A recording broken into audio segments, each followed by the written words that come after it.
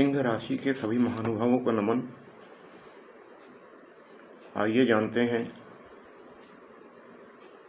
शनिदेव का मीन राशि में गोचर आप सभी सिंह राशि के जातकों के लिए क्या प्रभाव लेके आया है।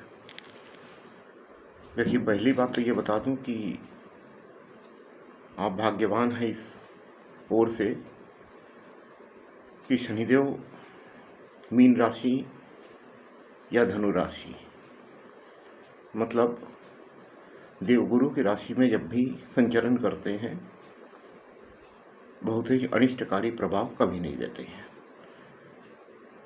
फिर भी आपके राशि से शनिदेव अष्टम है, तो अष्टमस्थ शनिदेव संघर्ष तो बढ़ाते ही हैं।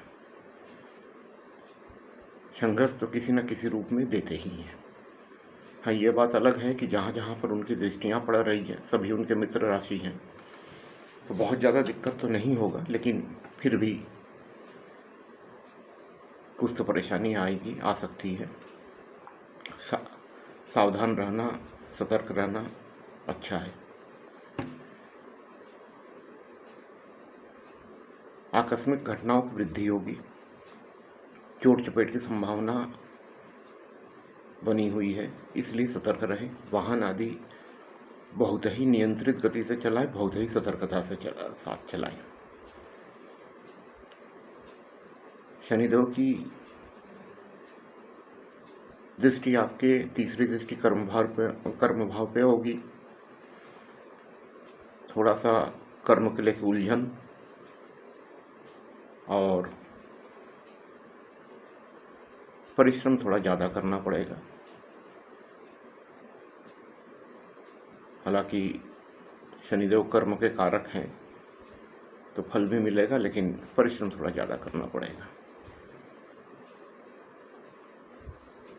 सातवीं दृष्टि उनकी आपके धन भाव पे है, तो धन संबंधित मामलों में थोड़ा सतर्कता बरतिएगा। धन संचयन में थोड़ी दिक्कत आ सकती है और उनकी दसम दृष्टि आपके संतान भाव पे है, तो संतान को लेके थोड़ी दिक्कत आएगी। हो सकता है कि संतान के साथ थोड़ा मनमुटाव वगैरह हो, तो इस बात का ख्याल रखिएगा कि ऐसी चीज़ें न हो, व्यवहार संतुलन बना रहे। और सातवीं दृष्टि उनकी दूसरे भाव में होने से ये वाणी का भी भाव होता है धन के साथ साथ, तो अपनी वाणी को संयमित रखिएगा, बहुत ज़्यादा संयमित रखिएगा, क्योंकि वाणी असंयमित होगी तो शत्रु वृद्धि होगी और हर तरह की दिक्कतें आएगी। हालांकि देवगुरु का भी दृष्टि अभी मध्य मई तक आपके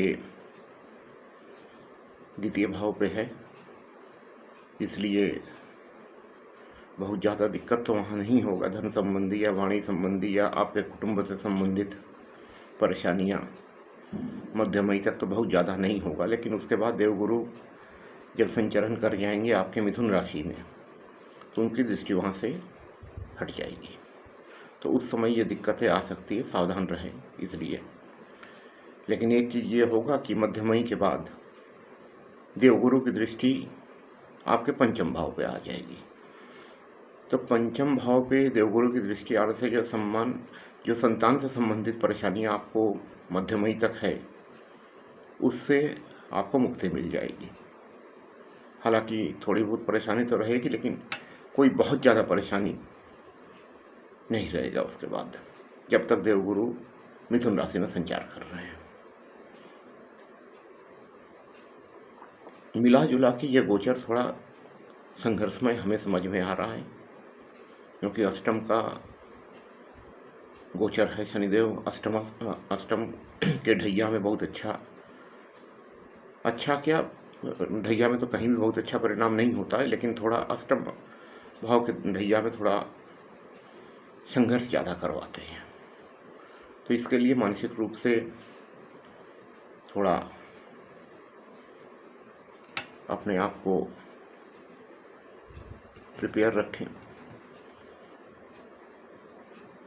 हालांकि बहुत ज़्यादा अनिष्ट नहीं होना है, क्योंकि मैंने पहले ही बताया कि जब भी देवगुरु की राशि में शनिदेव होते हैं तो बहुत ज़्यादा दिक्कत तो नहीं देते हैं, लेकिन फिर भी जिस ग्रह का जो स्वभाव होता है और जो कार्य होता है उसको तो वो पूरा करेगा ही। और उपाय आदि की अगर बात की जाए तो हनुमान जी के शरण में रहिए, नित्य हनुमान चालीसा का पाठ कीजिए, शनिवार सायंकाल सूर्यास्त के बाद पीपल वृक्ष के नीचे दीपक प्रज्वलित कीजिए, पीपल वृक्ष के जड़ में जल अर्पित कीजिए, शनिदेव के मंदिर में जाके उनसे अपने कर्मों का क्षमा प्रार्थना कीजिए कि वो क्षमादान दें। उनके बिल्कुल सन्मुख खड़ा होके दर्शन मत कीजिएगा, थोड़ा सा किनारे होके पीछे हाथ बांध के बहुत ही विनीत भाव से उनसे क्षमादान हेतु प्रार्थना कीजिए। और नित्य भगवान शिव का जलाभिषेक कीजिए। इससे आपका चंद्रमा की स्थिति अच्छी रहेगी, मानसिक उलझनों में कमी आएगी। इतना उपाय कीजिए। और यदि कोई क्रूर ग्रह की दशा चल रही हो या शनिदेव की स्थिति आपकी कुंडली में पीड़ित हो, दुस्थान में हो, तो एक बार अपनी निजी ज्योतिषी से संपर्क कर लीजिएगा।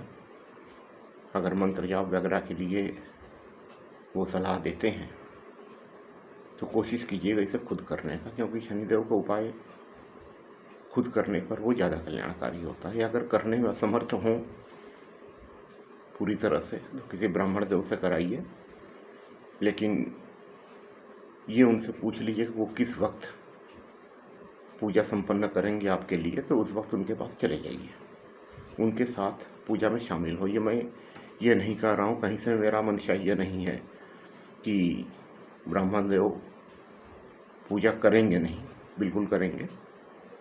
लेकिन यदि आप स्वयं उस पूजा में शामिल होते हैं, अपना समय वहाँ देते हैं,